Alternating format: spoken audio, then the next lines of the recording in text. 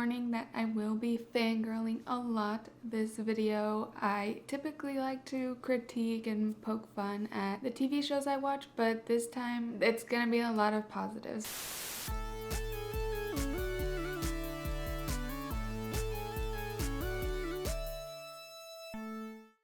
Hello and welcome back to the Miscellaneous channel where we do miscellaneous things. I'm Nalani. I typically cover TV, pop culture, internet trends, and other miscellaneous things on this channel, so subscribe if that's your vibe. So today I am super excited because I am covering the long-awaited season 3 of Never Have I Ever on Netflix. If you don't know my channel, this show is kind of my gold standard that I compare all of teen media to. I also really have a soft spot for this show because I relate a lot to the main family. Although I'm not Indian myself, I am Mexican, and I was raised by my mom who moved us to the US at a young age. We even lived with my grandma too, similar to this show. I did make a video about season 2 last year, and in that video I talk about the background of Never Have I Ever, the creators. It's created by Mindy Kaling and Lang Fisher. But for this video, I'm gonna dive right into season 3 because there's a lot of characters, a lot of great journeys,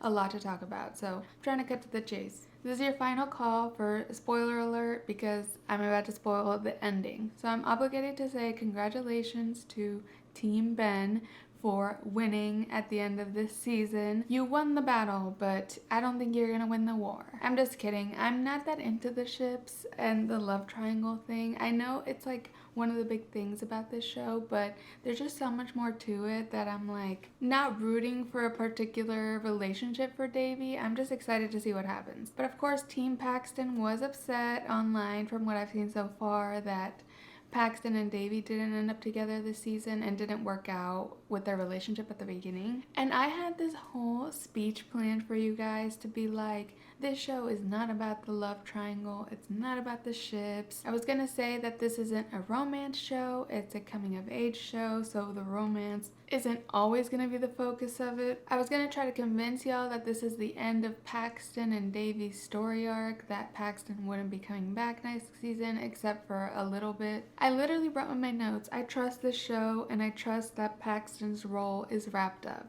But then Lang Fisher said this. So apparently Paxton is going to be in season 4 just as much as he was in season 3, which I was very confused about because at the end of this he's supposed to be moving to Arizona. Love triangle it is, I guess, for this show. But Lang Fisher did elaborate on this, saying that at the end of season 3 that is the end of Dream Paxton for Devi. And now Devi finally sees herself as more of an equal to Paxton and doesn't see herself as super inferior the way she did at the beginning of the season. Maybe romantically they can finally have a more normal relationship or healthy relationship. I'll get to some Paxton theories for season 4 in his section, but just some general thoughts on season 3. First of all, I always love the music for Never Have I Ever. Though I will say season 3 didn't have any big needle drop moments the way season 2 and season 1, but mainly season 2 did, with how the song Heat Waves comes in when Paxton comes in like slow motion through the window and he's wet and he finally confesses his love for Devi. That's just such a good music moment that season 3 didn't have like a standout music moment like that, but the music was still great. I noticed it a lot more on my rewatch. I never noticed it the first time because I'm so focused on the action. So much happens because these episodes are like 25 minutes and there's only 10 episodes, so they are packed. And I do think this show is responsible for giving Heat Waves that push that gave it the momentum to eventually become #1 on the Billboard charts. Literally to this day, I think it's still in the top 10 of the Billboard chart. Season 3 proved to me that the writing on this show is so good. It's so cohesive. All of the seasons feel cohesive. Like it feels like the same characters on the same journey. This writing team is just great at writing good complex characters while still being grounded and being realistic. Like the show feels real while still, you know, exaggerating and camping up certain aspects of it, like the outfits, Which, the outfits, can we talk about the outfits for season 3? Because that was one of my favorite things. I was obsessed with the outfits this season. They were the best they've done so far.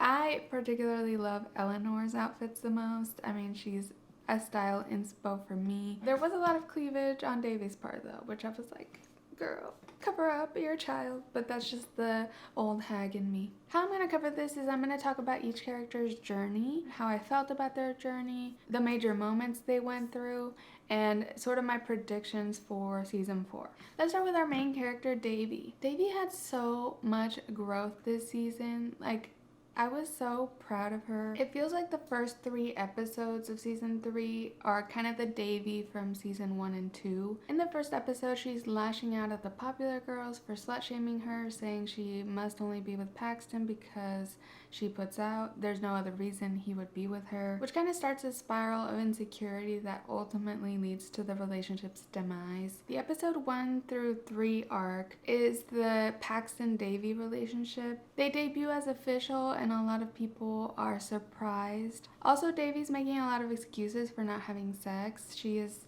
not ready. It's interesting because in season 1, episode 1, she seemed very ready, just offering up her virginity casually to Paxton, but that just goes to show, like, back then she wasn't ready. I mean, we saw how it played out and she wasn't ready. She feels so pressured to have sex with Paxton. She is fully prepared to do it. Even Kamala gives her a sex talk because she catches her stealing her underwear. But in the moment, Paxton notices she's like super stressed and uncomfortable and stops and doesn't go through with anything, and he tells her he's cool with waiting, and it's not a big deal that she's not ready, which I thought was very mature of Paxton and started showing like how good of a guy he's gonna be the whole season. In these first few episodes, Devi is also dealing with this anonymous texter that's saying Paxton's not who he says he is, being really ominous, and it turns out to be Haley, who grew up with Paxton and they hooked up and then he ghosted her basically. Haley was just trying to warn Devi, but Devi doesn't know what to do. By the end of the season though, I was like, Haley who? Like, I forgot about Haley completely because she doesn't show up in later episodes like at all. So Devi ends up making Paxton apologize to Haley, and that leads to him having to apologize to every girl he'd ever wronged, which was like the whole school. And this is yet another moment where Devi helps Paxton grow, and later on we see that Paxton, that's what he appreciates so much about Devi. Once Paxton and Haley rekindle their friendship though, Devi starts getting super jealous and insecure about Haley. This is fueled by the school having this compatibility test where Haley and Paxton were a match and Devi was a match with Eric, like the nerdy guy. This whole thing kind of validated her feelings of her and Paxton not making sense as a couple and that she should be with someone more loserish. Devi eventually has an outburst at a paintball game where she breaks down about the Haley thing to Paxton and asks him, why are we even together? In this moment, Paxton says he can't keep trying to convince her that they're a good couple. And he says that he can't have a real relationship until you like yourself to Devi. And I feel like this quote was like the quote of the season. It was a very important moment. Paxton said the exact right thing that Devi needed to hear. However, this means they're broken up because he's tired of trying to convince her. Paxton really said, this breakup was a total turning point. Devi gets comforted by her mom, and it's unfortunate that she is the one who stood in the way of her and Paxton. Like, she had everything she wanted, but she wasn't happy. And even her therapist, Dr. Ryan, which I love when Dr. Ryan shows up, Niecy Nash does so good. She reminds her that maybe getting this boy is not the key to happiness like she thought. While Devi is dealing with the breakup grief, we have a time jump. It's kind of like the new moon where Bella goes through all the months sitting on that chair next to the window, but obviously way less weird. We jump from Valentine's Day of the sophomore year for Devi and her class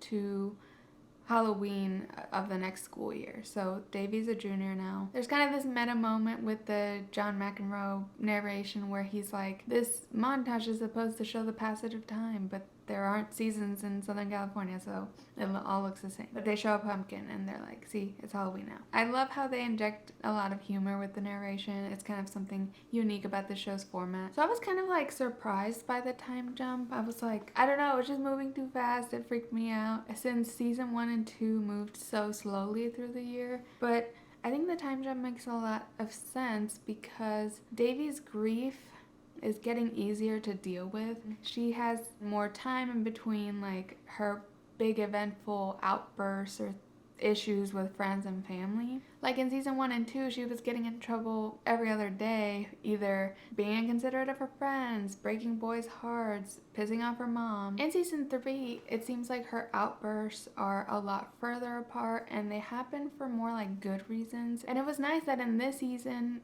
Devi learned from the past mistakes and wasn't betraying her friends or being mean to them. Devi was reciprocating support to her friends. The only way to really heal from something big and traumatic like her dad passing away is time. The grief is not so heavy anymore. She does have a wave of grief later in the season when some douchey kid, we'll get to him in a sec, is messing up her dad's tennis racket, and she remembers the racket and is really sad that she forgot about it. She talks through it in therapy, but it was a great depiction of how grief comes in waves, and even when you're doing a lot better, it can still come up and you just have to feel it and deal with it and move past it. But yeah, her outburst moments to me this season, the popular girls in episode 1, even in that case, the girls did deserve it. They were being shitty and then later they were gaslighting her about them being mean before. Those girls deserved Devi yelling at them. Also, later on when Devi cheats at the debate tournament, it's because she feels the other team has an unfair advantage by having paralegals, and she's kind of right. So that one felt like it was for a good reason, and she also confessed to Des like right after and kind of took accountability for it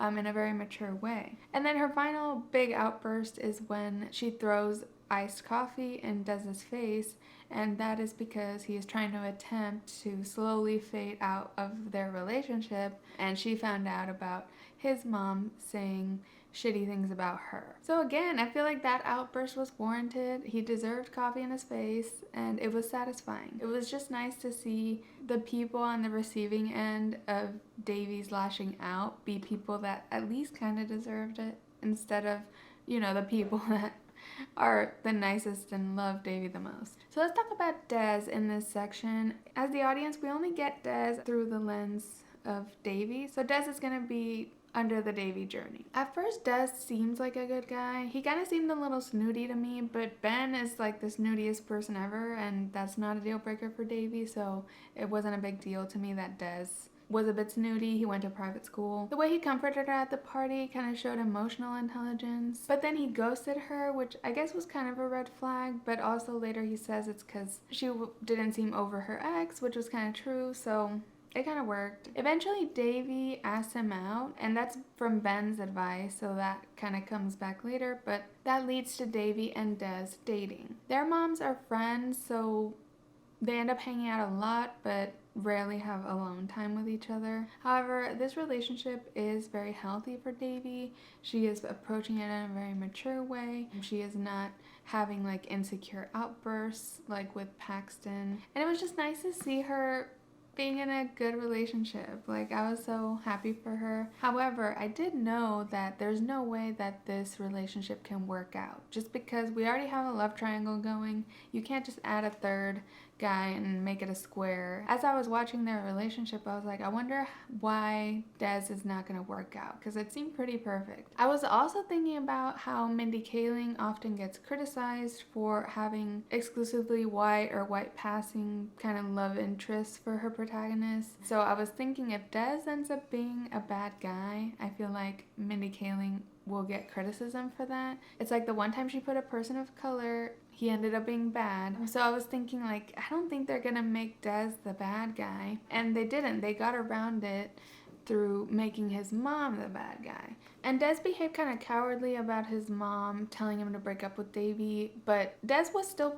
pretty apologetic and seemed like empathetic, at least, to Devi. He forced Ryah to be honest when confronting Nalani about the iced coffee thing. So like, I don't think Des was fully like a terrible guy. I also think at that age, it's easier to trust your parents' judgment of things. I think the shittiest part was when Des said dating Davy wasn't worth pissing off his mom, because it made it sound like his relationship with Davy wasn't that important. It's kind of a contrast to Davy's bravery for always going against her mom, while Des is just kind of a mama's boy and following along whatever she says. Honestly, the biggest red flag to me about Des was that he was friends with a guy like Parker, who was such an asshole. He was the one hitting the tennis racket and demanding alcohol, and it was just like, he was such an asshole. A lot of the characters on Never Have I Ever are so wholesome. I'm just like, I don't know if teens are this wholesome in real life, but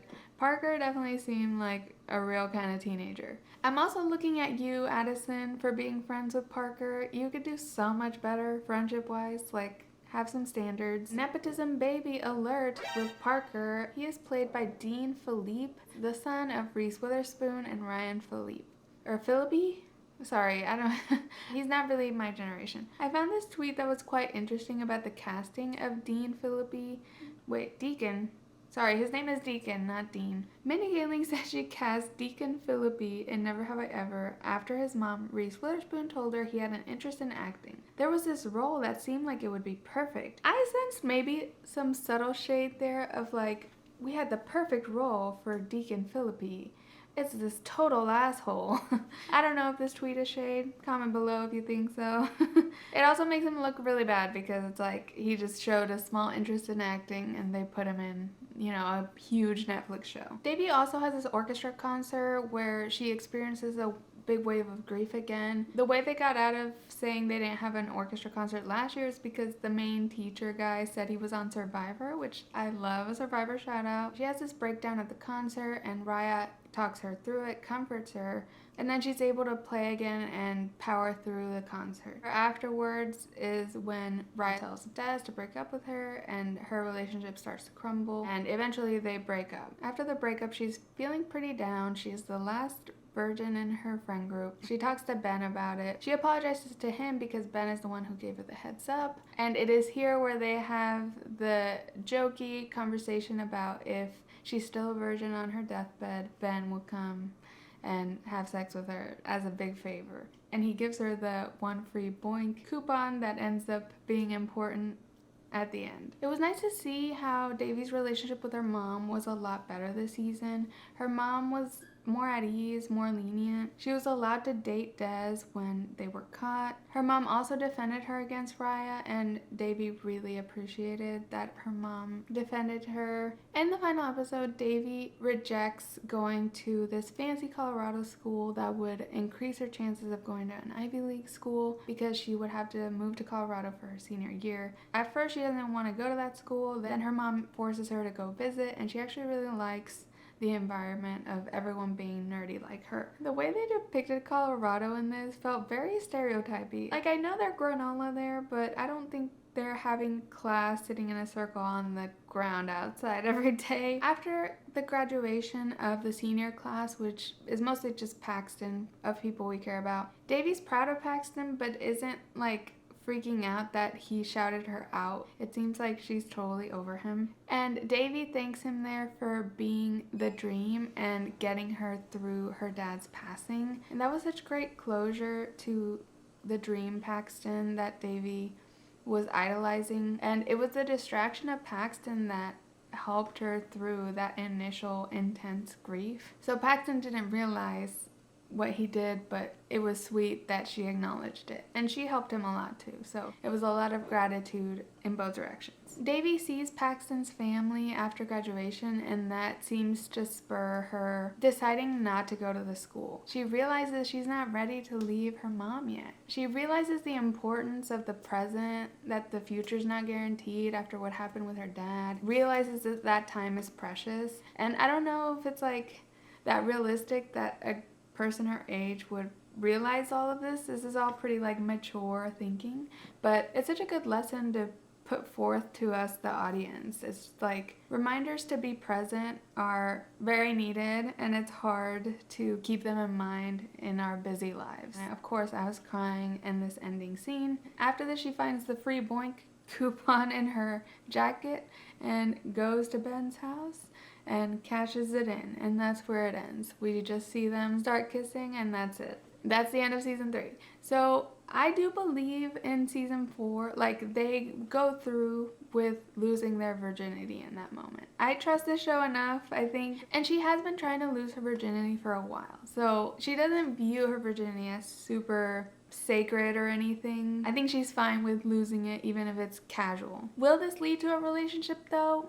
I don't think so necessarily, at least not for a lot of season 4, just because there's got to be obstacles. So let's move on to Ben. I spoke about Davy forever. Ben had another dedicated episode. It was episode 6 this time. He starts out the season with Aneesa, but he's still kind of looking at Davy a lot, and Aneesa notices. He's also condescending to Aneesa about her intelligence, and at Aneesa's soccer game, he's too busy texting Davy to even notice that she accomplished a lot for that game. Ben gets put in his place by Fabiola at Trent's party. Fabiola calls him out for always being condescending to Davy and to Aneesa, challenges him to like an intellectual competition and wins. I feel like that humbled Ben a bit. Then in episode 6, we see that Ben is pushing himself way too hard in school, and he ends up in the hospital due to extreme constipation, which is super embarrassing because Paxton ends up being the one who helps him. Paxton stays with him at the hospital because all of Ben's adults are unavailable. Paxton and Ben realize that they're both jealous of what the other has, especially after Davy 2-timed, like, they both are jealous of each other. Because Paxton helped out Ben so much, Ben offers to help him with his college essay and really helps him with that. Ben kind of talks through an identity crisis with Paxton. Paxton is trying to figure out who he is aside from superficial stuff. And because Ben helped Paxton, the next day Trent hugs Ben and invites him to hang out with the Hot Pocket group, the boys, and it's the first time Ben is like has a male bonding moment. Paxton also had told Ben that he shouldn't try so hard to please his dad. It's not worth, the extreme constipation consequences. And then Ben and his dad end up having this really vulnerable conversation later on where the dad tells him he is proud of him. His dad's a workaholic too, and he was trying to please his dad, and he wants to break that cycle, which was a really nice depiction of like gentle and nice parenting in this case. Ben's dad had been absent a lot and kind of seemed like an asshole in the other seasons, but this moment was really important, and it finally made Ben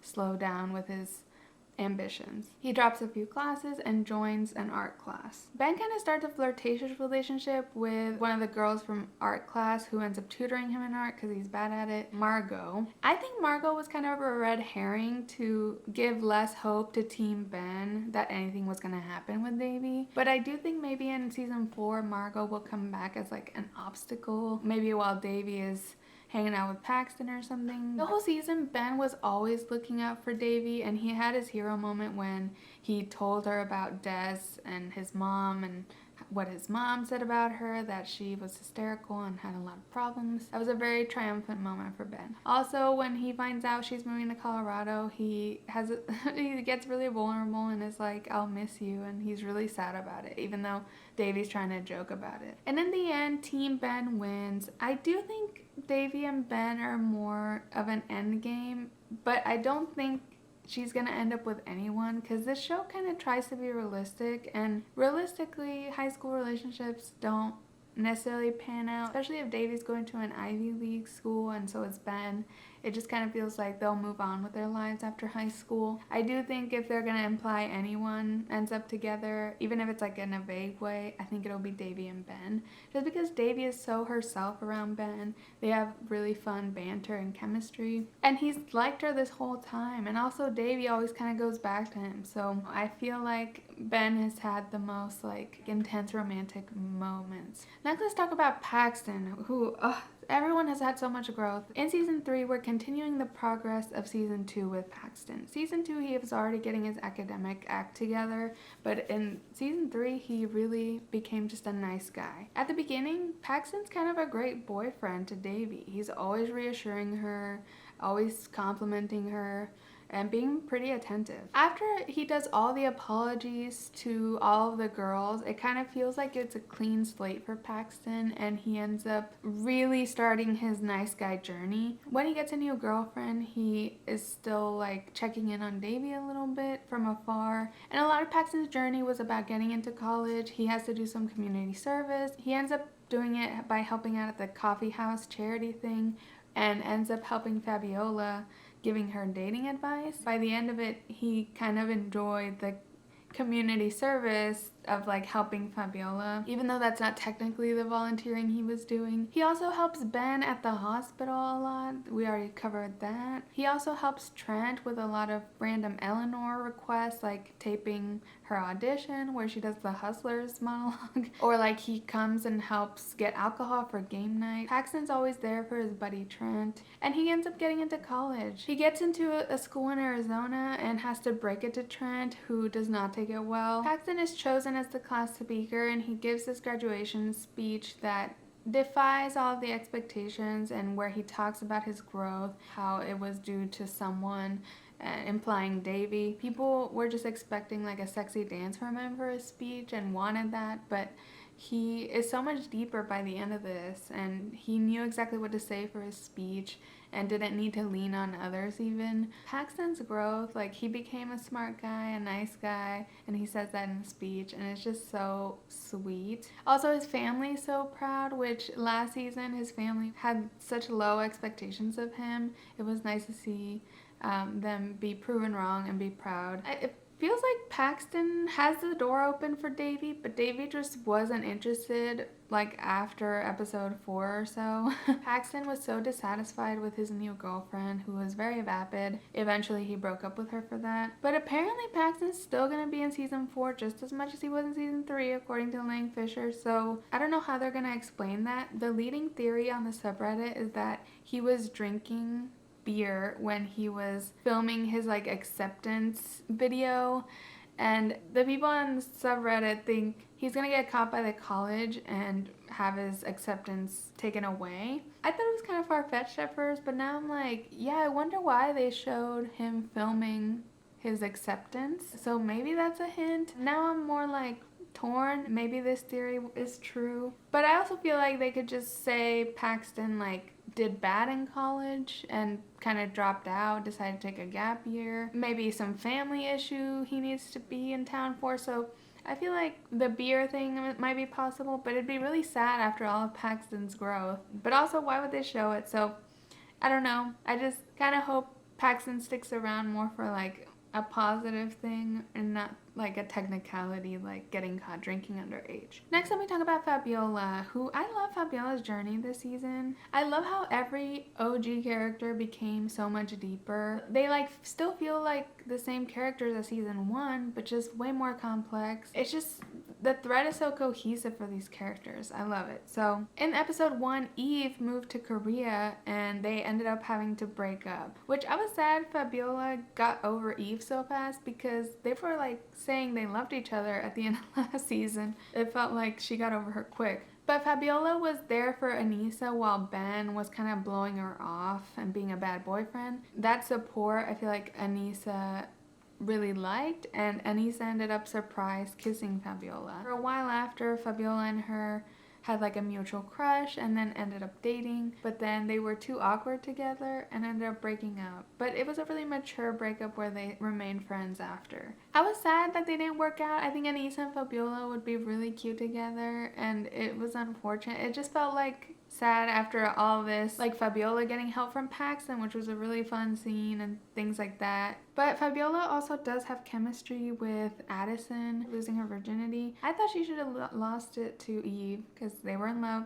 but whatever. I think there's still hope for Aneesa and Fabiola. I don't think Addison will last, and maybe in season 4, Fabiola and Aneesa will come back together. I think that would be cute. However, I do think next season maybe they'll use Fabiola and Addison to bring back Des for a little conflict. Next is Eleanor, who really developed this season. I was kind of not into her the first couple seasons because she just seemed very cartoony. But it was really nice in this season that after her failed relationships of season 1 and 2, she found like the perfect match for her. There's always that odd couple in TV shows that they're so different but end up working perfectly somehow. Andy and April on Parks and Rec, Monica and Chandler on Friends. They're not supposed to work, but somehow they work. At first, Eleanor was unsure about Trent, but once she found out he was trying to manipulate her into staying and really liked her. They have kind of a strange relationship, but it works for them. Also, Eleanor and Trent's relationship made the Paxton and Trent duo hang out with the UN trio a lot, leading to like Devi and Paxton interacting a lot. So it was a great plot device to keep the groups interacting. Also, Eleanor and Paxton kind of become close. Eleanor helps Paxton break the news to Trent about Paxton moving away, which Trent is having difficulty with. And let me go ahead and talk about Trent too. He got a lot of depth this season. They really focused on him a lot. They showed like he's an Adele stan, just little details that make him like this wholesome stoner guy. I like that him and Paxton showed like a good example of a male friendship, because the show already shows a lot of great female friendships, and it was just sweet to see representation of male friendships as well. Also at the end, Trent fulfills Eleanor's ultimate fantasy of losing her virginity. It's funny that he does it using like Paxton's clothing. Kind of feels like adopting maybe a little of Paxton's swag. And at graduation, Trent admits that he failed the grade and has to repeat senior year, which he thinks Eleanor's going to be disappointed about, but she's actually really happy because they can stay together one more year.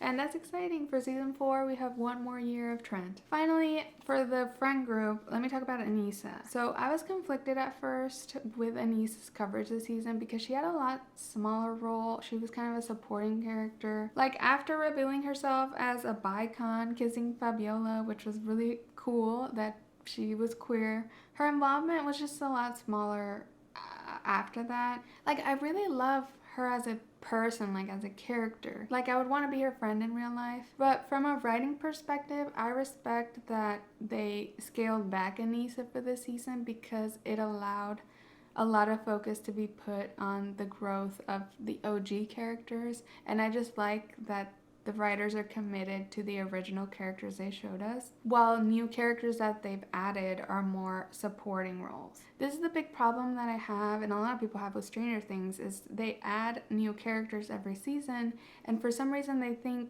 all the characters need to be main characters after they're added. This leads to a lot of lack of focus, a lot of forgetting about original characters. I like how this show is committed to those original characters. I respect it. But unfortunately, that means Aneesa got the short end of the stick. She was treated shitty by Ben. Things didn't work out with Fabiola, and she just didn't have much of a role after that. It does kind of make sense though that Aneesa isn't fully in the trio of friends. The trio's been together since they were kids, so Aneesa's close with them, but not as close as the 3 UN nerds are. But maybe Aneesa will have a bigger arc in season 4. They'll find some way to incorporate her, but I don't know.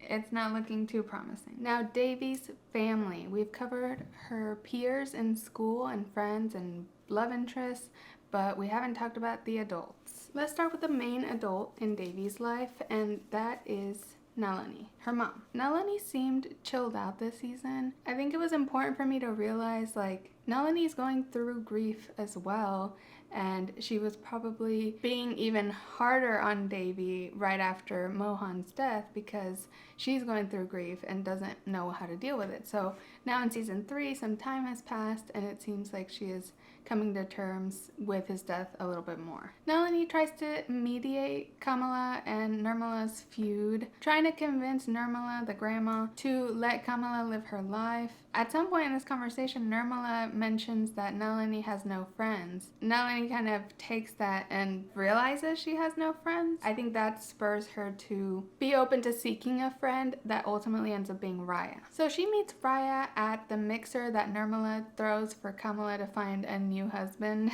And at first, Nalani's kind of off-put by Ryah's wellness angle and kind of how she shades doctors, which I feel like this is kind of the first red flag of hers. But Ryah does get credibility when she saves Nirmala from like a shock attack she had, some sort of anxiety attack. That moment gives Ryah credibility, and Nalani seems to respect her a little more. So they start becoming friends around Valentine's Day because Ryah is asking Nalani about her plans and she doesn't have any, and she ends up being kind of lonely because all of her family is busy on Valentine's Day and she has no plans. So she calls Ryah and they start becoming friends. At the end, we know that Ryah is a two-faced hoe. She's super rude, and on my rewatch I was trying to find what were her red flags. Later on, when Ryah learns of Davy's paralysis, she kind of reacts in a really uncomfortable way.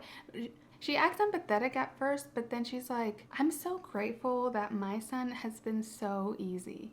And it was just like so out of line to say, and I was really annoyed by that moment. Once Ryah catches Davy and Des, she acts all mad and strict and is like, y'all can't date because Nalani doesn't want Davy to date. To her shock, Nalani agrees to them dating. Ryah was using Nalani's boundaries about dating because she kind of didn't want them to date. She just didn't want to be like the strict parent either. Also, Ryah talks shit about processed foods like the protein bar Nalani's trying to eat, and it just comes off very pretentious. She gives her seeds instead. And ultimately, the worst offense, comforting Davy in the bathroom after she has kind of a panic attack seeing her father in the audience of the orchestra concert, a place she would have some PTSD. In this bathroom moment, I thought Ryah really stepped up, and I was like, yes, like she's being so kind, and she's her boyfriend's mom, so it's like good for them to have a nice relationship. She was helping her breathe, and it gives Davy the confidence to go play. But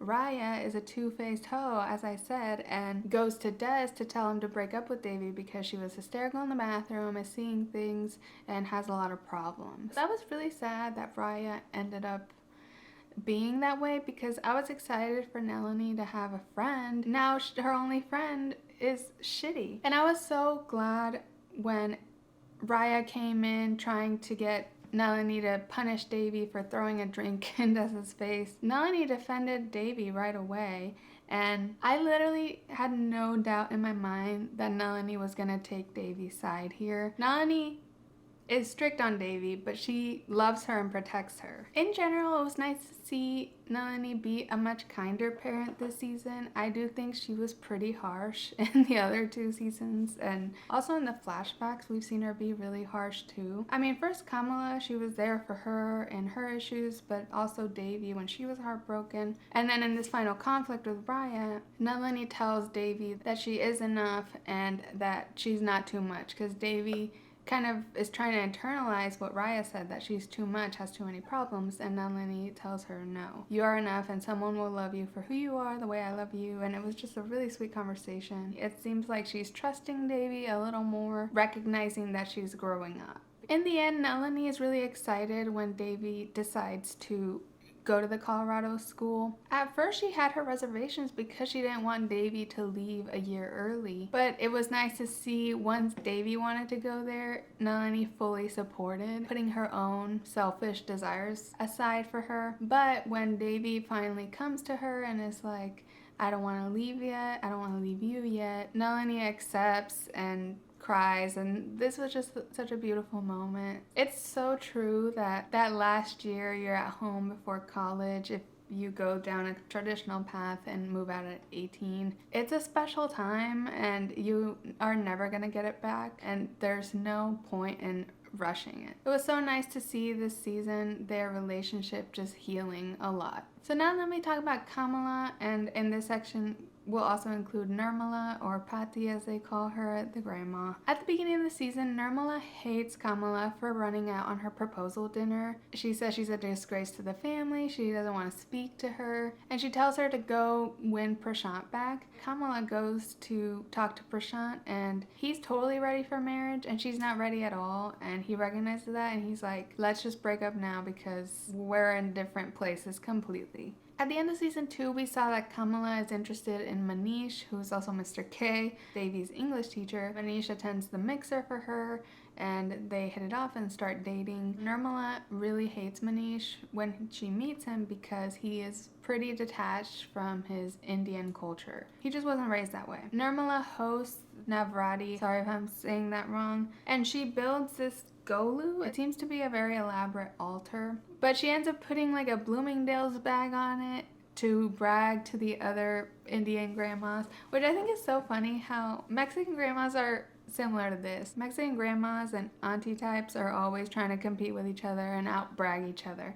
And Nirmala is sad because she has nothing to brag about, so she's trying to impress them with this Bloomingdale's bag. Manish, later on in the night, grabs the bag thinking it's trash. In that chaos, he ends up knocking an auntie into the Golu and it breaks everything. So Nirmala kind of blames Manish for ruining the holiday. It was a really interesting role reversal for Kamala to be kind of the problem child of the household instead of Devi, because we were introduced to Kamala being this perfect and beautiful cousin. This season, she is the one with a lot of pressure to get married, and Nirmala being way too tough on her. Luckily, Kamala stands her ground, but because Nirmala won't accept her dating Manish, she decides to move out. Kamala really values her independence, and it was cool to see her constantly have to stand up for herself. Nalani tries to convince her to stay, and she almost does, but Kamala has to stay in her new apartment because they won't give the deposit back, so she's kind of stuck there, but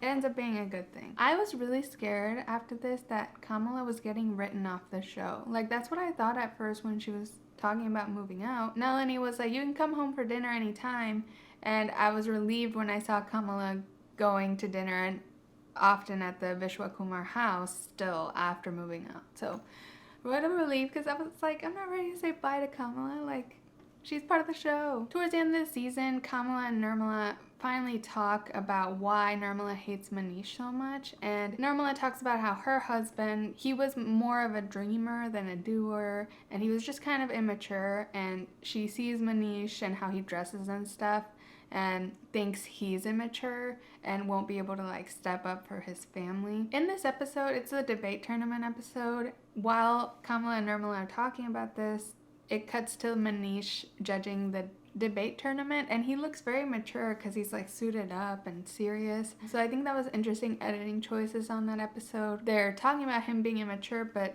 he's actually mature because at the end of the episode, he catches Devi cheating and brings her home, tells her what happened, that she cheated, but that he's not reporting Devi because Devi works really hard and would go on her record. Nirmala sees how Manish protected Devi while still being tough on her and realized that he is mature. So that was the revelation of that episode. And after that, Nirmala is pretty cool with Manish and helps him learn their culture. It looks like Manish and Kamala are going strong, and I assume they'll probably continue to go strong in season 4. Those are all our main characters. Finally, this is a long ass video, and I want to talk about some general expectations for season 4, which is our final season of the show that has been confirmed. It'll be really sad to say goodbye to this show, but I like how they are ending it where it needs to end. So many shows just go on because they're successful and end up deteriorating in the future. So this show is